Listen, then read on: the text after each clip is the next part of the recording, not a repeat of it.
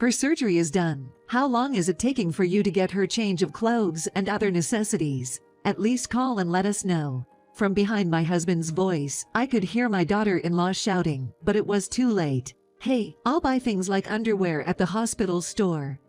Please don't go through my drawers." Ever since we got married, my husband hasn't been too keen on visiting my parents' house. Maybe because of that, my daughter-in-law seems reluctant to visit too. On top of that, her child and my daughter's child, meaning my grandkids, are the same age. Whenever my daughter visits our home, my daughter-in-law always seems to be in competition. It's quite a daily hassle. I live with my slightly older husband and our son's family. My daughter-in-law was suddenly struck with stomach pain and was taken to the hospital in an ambulance. Fortunately, it was just appendicitis, so her life isn't in danger. My husband and grandchild came to the hospital. Once my son arrived there too, I headed back home to prepare for her hospital stay. "I'm sorry, but I'll visit the hospital again tomorrow," I informed them, leading to a shocking turn of events. Marriage is indeed a connection between two families, so it's bound to be challenging.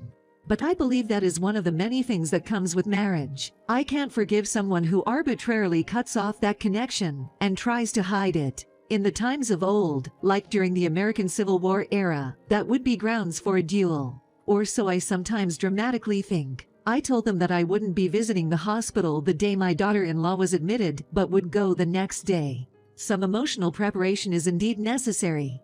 Well, let's make them brace for my visit. My name is Sharon. I'm 62 years old and work as a freelance funeral director. Lately, funerals are scheduled regardless of certain old superstitions, like specific unlucky days. There are variations depending on different religious denominations, so it's quite a demanding job. But it's a job that someone has to do. That's why I do it with pride. I met my husband through work. Unlike the youngsters these days, I didn't ponder much about a partner's income or profession. After graduating from a community college, I married and had kids in quick succession. Back then, I thought that was just how things were. Now, I'm working and can support myself. Unless I'm head over heels in love, I sometimes wonder if marriage is necessary. My husband is very much of the baby boomer generation, thinking they were the ones who rebuilt America after the wars. I joke, saying, "You weren't even born then, were you?" Maybe because of that, he never helps around the house. Nowadays, men who can cook are seen as attractive though. Even during the times when we had to care for my husband's parents, he never helped, not even a word of appreciation.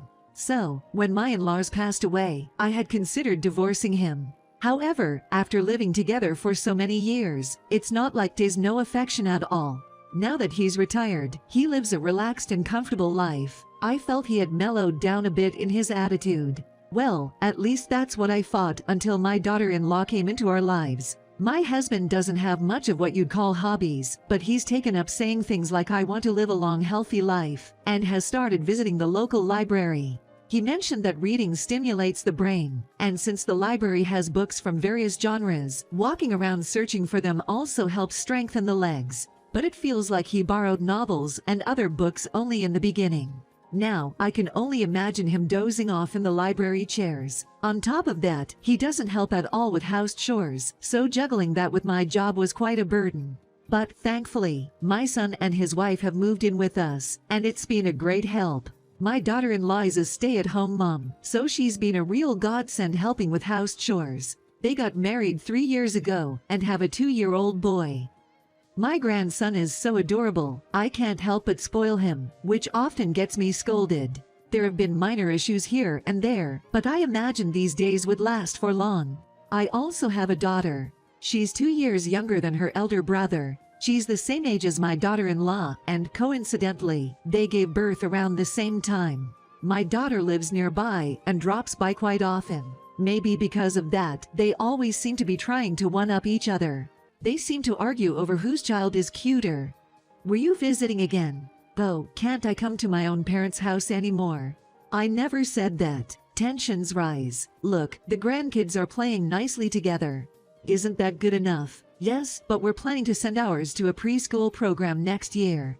Preschool? What's that? Oh, what a coincidence. We're planning to do the same for our child. You too. Isn't it a bit early for preschool? Please, Sharon, stay out of this. Starting at 3 is almost too late, you know. Exactly. Hahaga. Every time the atmosphere turns like this, my daughter-in-law went back to her room without even making tea. But if they're starting preschool at 3, maybe my daughter won't visit as often. And my daughter-in-law will have more chances to go out, so I felt a bit relieved. But then, my daughter said something odd. "Mom, don't you think he doesn't really look like my brother?" she said, looking closely at her brother's son. Really? People always say young kids resemble many of their relatives. I didn't think much of my daughter's words at that time. After all, even if they're both my grandkids, I can't help but find the one my daughter gave birth to cuter. Perhaps my daughter-in-law senses that because every time my daughter visits, her mood worsens, and I end up bearing the brunt of it until she feels better. My son once told me he got married to his wife through a friend's introduction. When he was around 35, he was getting a bit anxious, so he asked a friend to set them up. It seems his wife had the same motivation. They wanted to have kids right away after getting married, and started living together because it was convenient for my son's job. The year after they got married, they had a child, and his wife became a stay-at-home mom. She's a typical woman in her 40s who strives to do everything perfectly. She used to do the opposite job of mine. She was a wedding planner. I heard she quit because she wanted to be perfect at parenting. She said she plans to return to work once the kid is a bit older. She's so committed, she once told me she never compromises on household chores. During her single days, she had gotten her share of bridal training. She always decorates with seasonal flowers and is picky about her ingredients. She even changes the scroll in the living room alcove with the seasons. She's a great cook and keeps the house spotless. On the flip side, since she moved in with my son, she won't let me do a thing.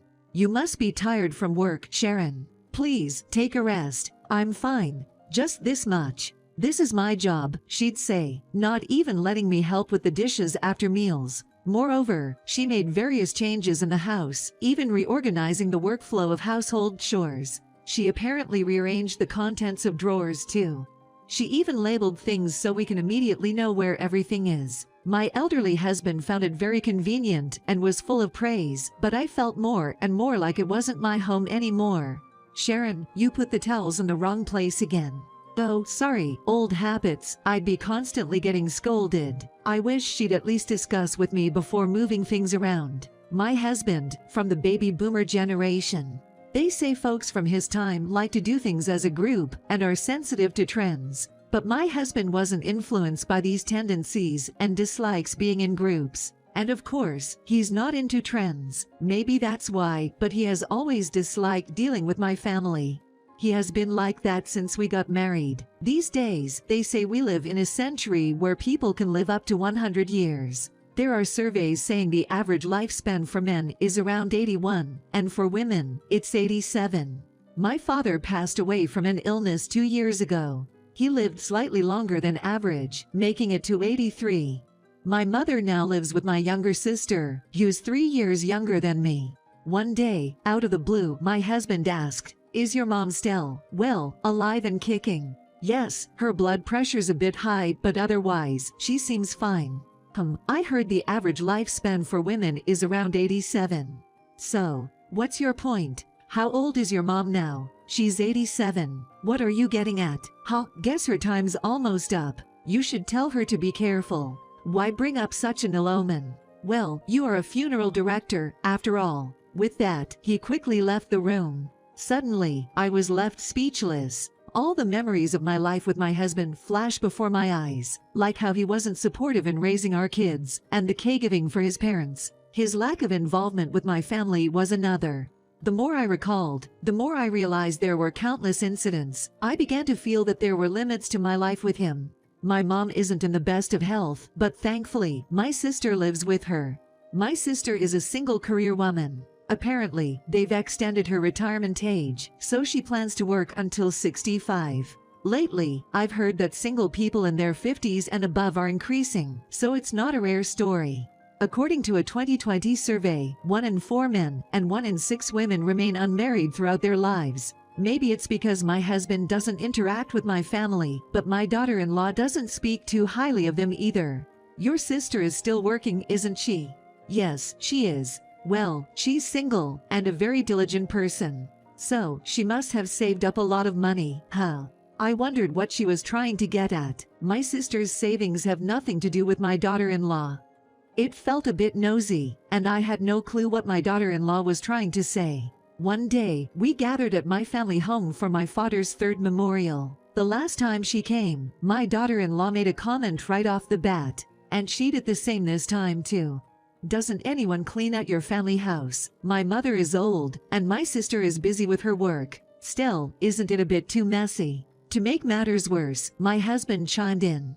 Once the memorial service is over, let's head back. Enough. Both of you need to stop. Then my sister stepped in. I did my best to clean. It's Dad's third memorial. Please stay until the end. I beg you.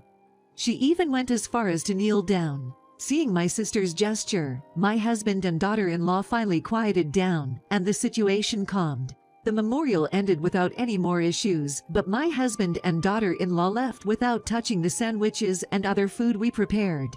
My son and I felt terribly sorry toward my mother and sister. When we apologized, they reassured us that they didn't mind, which was comforting. However, I decided never to invite my husband and daughter-in-law to my family home again. My husband has always been stubborn, but he's become even more so since living with our daughter-in-law. Or rather, he seemed to do whatever she says. Then, one day, my daughter came over to our house with her child. There seem to be many children's preschools these days, and they went for a trial. That's what she came to tell us. Her child drew a picture at one of those preschools trial, and was praised for it. I couldn't help but express my joy. Oh, really?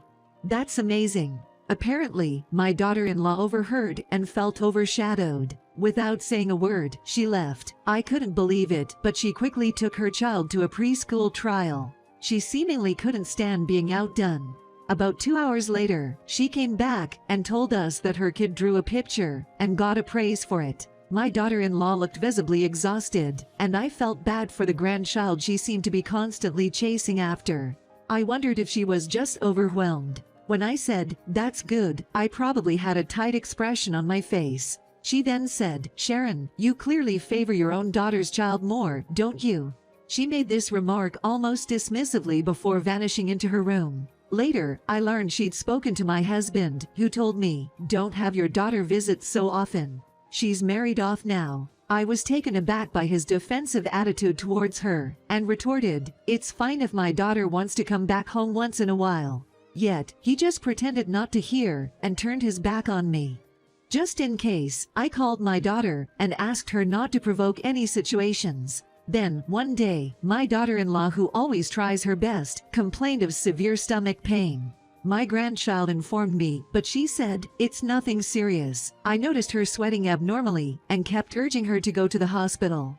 However, she kept insisting she was fine. I tried getting my husband to convince her, but she remained adamant, saying she'd be fine with a little rest. So, for the first time in a while, I was doing the housework. It was fortunate that I had the day off from work. Later, I heard her groaning in pain, so I finally called an ambulance. I accompanied her, and soon after, my husband and grandchild also arrived at the hospital. Upon reaching, she went straight into surgery.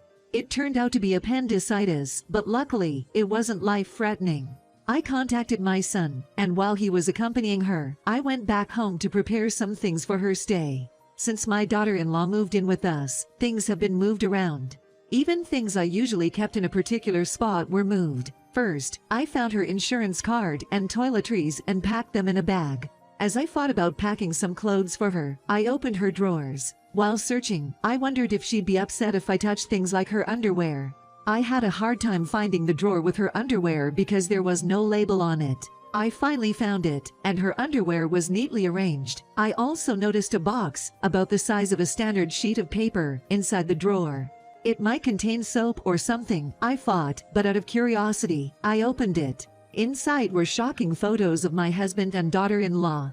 There were also some documents. Upon seeing this, I panicked and fled to my parents' place. On my way, my husband called. He said, "Her surgery is done. How long is it taking for you to get her change of clothes and other necessities? At least call and let us know." I quickly replied, "Sorry, I'll visit the hospital tomorrow," and hung up. In the background, I heard my daughter-in-law saying, "Sharon, I can buy my underwear from the hospital's store. Please don't open my drawers." It seemed like a plea from her, but it was too late. I'm out of options now. The photo inside the box showed my husband and daughter-in-law together. What's more, they were pictured with some documents. Both of them held the papers, beaming with joy.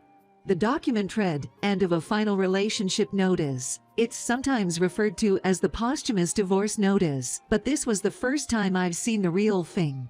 This notice is a procedure to end the legal relationship with a deceased spouse's relatives. I've heard that its usage has surged by 2.5 times over the past decade. It seems the primary reason people do this is to ensure they're not buried with their spouse's relatives when they pass. All you have to do is submit the necessary paperwork to the city or town hall of your official domicile. Once it's submitted, it can't be revoked. It's strictly a procedure to sever ties with the deceased spouse's family.